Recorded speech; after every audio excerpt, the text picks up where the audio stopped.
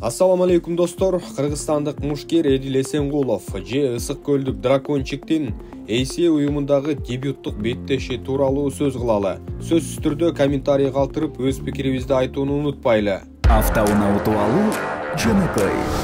100 iPhone'дун бирин утуп алуу жөнөкөй. Эч кандай маселе жок. Жөн гана балансыңды толуктан. Жөн гана мой О тиркемесин колдон. Жөн гана билеттерди топтоп, ийгилигиңди кармап кал.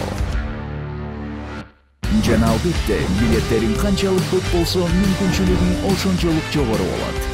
Hyundai Elantra 100 iPhone. Мой О утуш оңой.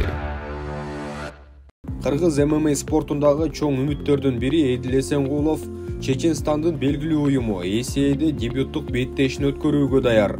Ал ACA 148 мелдешинин алкагында атаандашы чечен мушкери Бай Али Шаипов менен 77 кг салмагында мушташууга камынууда. Бул кармаш 18 ноябрда Сочи шаарында өтөт.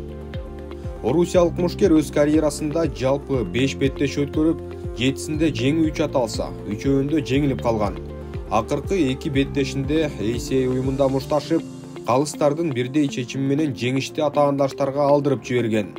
Анын боюнун узундугу 1,86 м. Ошондой эле негизги базалык түпкү стили ММА экендигин белгилей кетсек болот.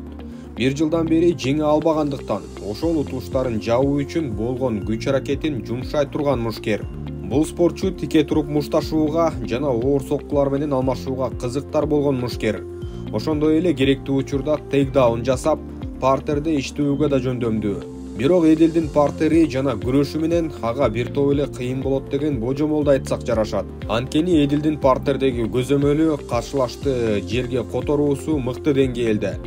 Анын үстүнө Бай Али Шаипов акыркы беттешинде 35 жаштагы бразилиялык мушкерге утулуп калган.